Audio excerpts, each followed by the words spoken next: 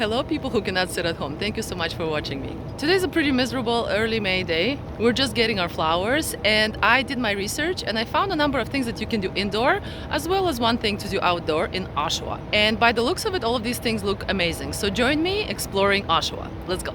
So this road trip is gonna have 6 places that we visit. And the first place is Crave Doughnuts in Oshawa. They actually have a location in Whitby, but it's closed right now, but hopefully it will be eventually open, so there's gonna be 2 locations sort of in the same area.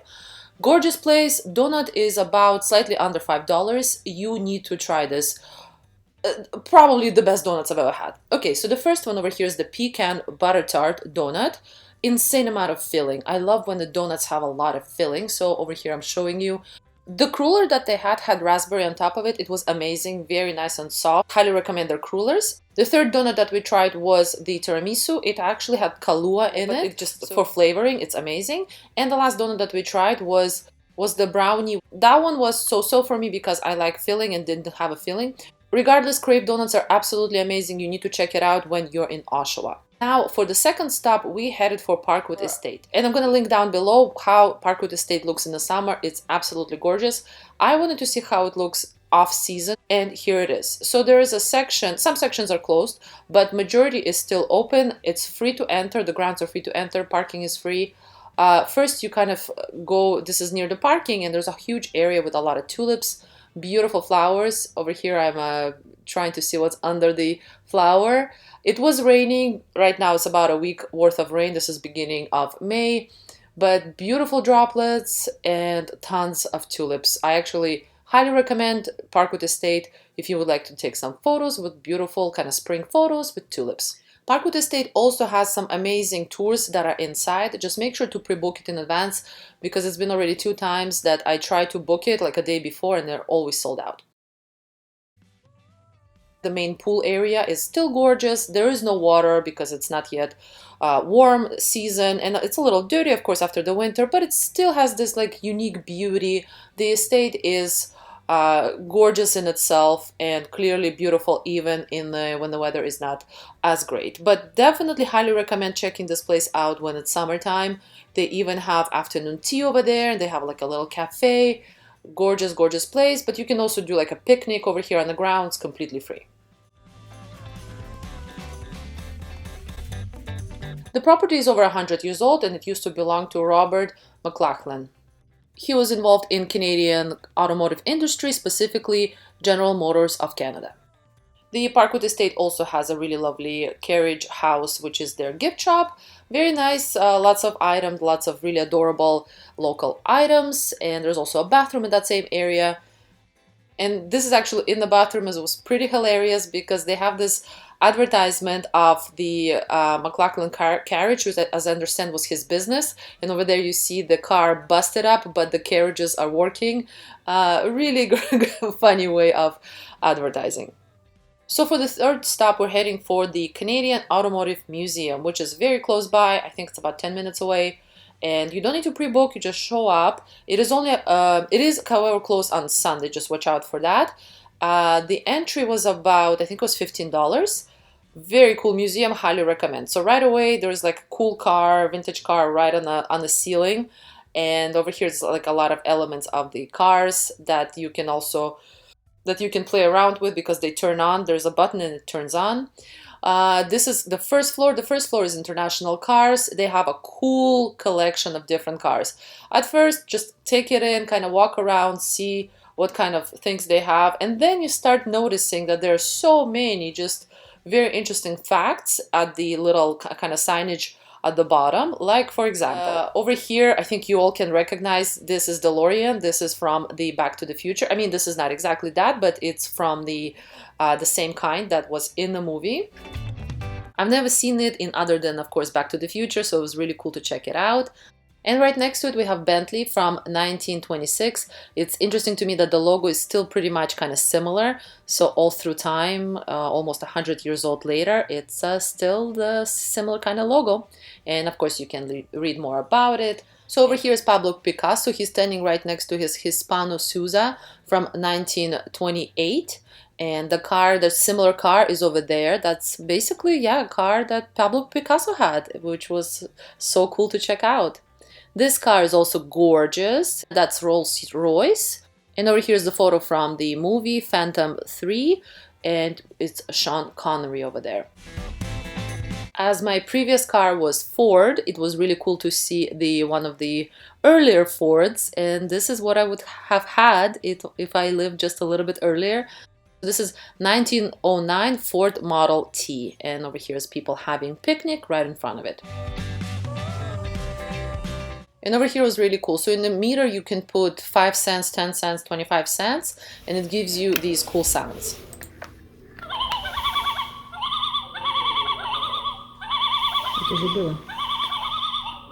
Just something fun for the kids. Over here is me looking at the inside and all the details and how it's been so much, used and loved. It's really beautiful to see. Also on the main floor they have a bit of a gift shop. You have the little model cars and the most adorable pink Lamborghini. They have different colors, whatever it is that you would like, for $15. And over here we are on the second floor. So the second floor has Canadian cars. So there are a number of favorites that I have on this floor. One of them is for sure this snowmobile. So this is Chevrolet 1918 Chevrolet snowmobile with the sleds, and at the back there's like these cool wheels for the snow. I've never seen anything like that. I can't believe that this even existed. Very cool. More really beautiful, very shiny cars. All of the cars are really well preserved.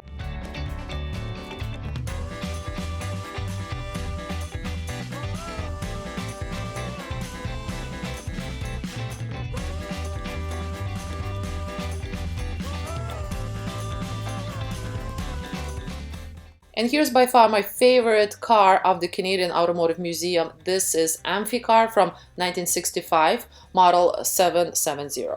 Check this out. They used to have kind of, get together and use these cars, of course, on the lakes. It's ridiculous. I can't believe they had that. I don't understand why we don't have it anymore.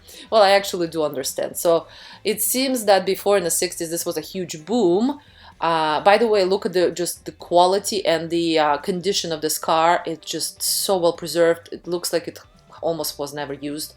So it seems like one of the reasons, I'm sure there's more, that this car was an issue is that the conditions need to be almost nearly perfect. You cannot have waves because then just, the water gets in, and yeah, it's a challenge. But nonetheless, it's so cool.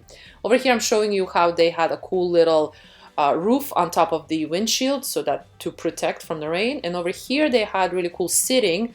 I think it could be luggage, or you can pull it up and you just have people sitting right outside. Really cool. Another awesome thing was to check out all of the different license plate through times of Ontario over here, and on the other side they had different license plate for different Canadian provinces.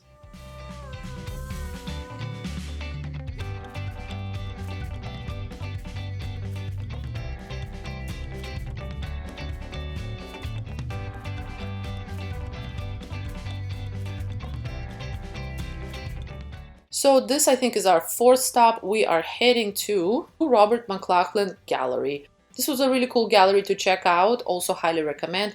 Parking was free on the weekend. Entry is also free. If you enjoy to leave a donation. There's a little gift shop. Very funky things. The space is beautiful.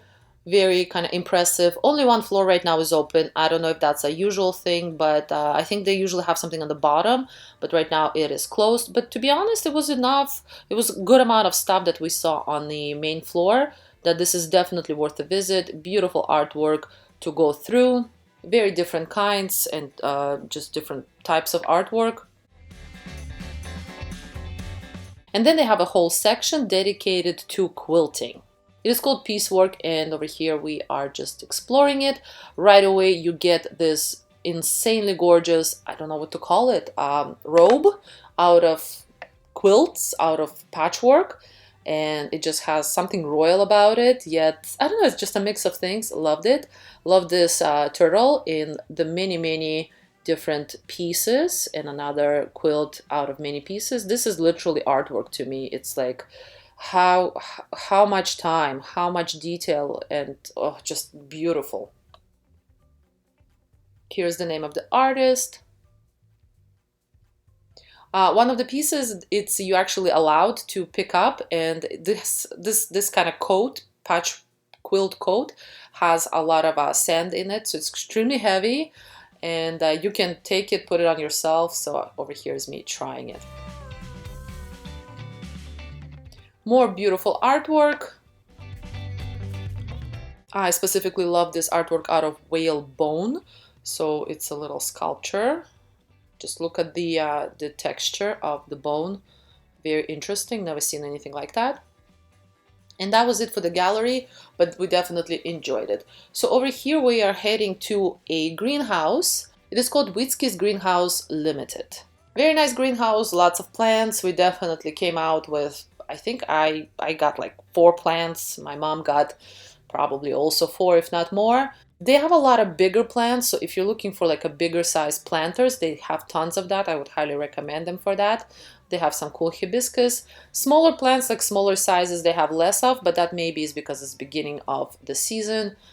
Cool display of this bathtub. Just really well done, really clean place. Lots of succulents. If you are into succulents, head over there as well. Prices were reasonable. I think they were around $10, depending of course on what you would like to get, but lots of options. And sort of at the back of the greenhouse, they have all of these cool kind of signs and decor pieces. Definitely wander around. I love these kind of, I don't know what they are, kind of semi windows, and you can, you know, use them probably in creative ways. There's a whole like Coca-Cola display. Just really cool vintagey like displays.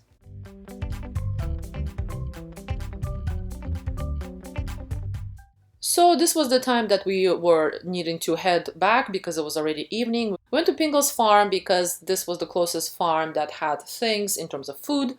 And we just got a frittata over there and sausage roll. So you can ask them to heat it up, which was very nice. And yeah, it was they also have a lot of sweets. We did not really want any more sweets after the donuts. So it's a nice little stop. The Pingle's farm actually has a lot of things happening, especially in the summer and the fall times. So definitely check them out. So this is how the frittata looked. And over here, we're just like splitting the sausage roll. And that was that. And we headed back. So I hope you enjoyed this video. Definitely check out Oshawa. I was surprised by the amount of things that Oshawa has to offer. And I hope to see you next time. And please subscribe, like, and share if you enjoy my videos. Thank you. Bye.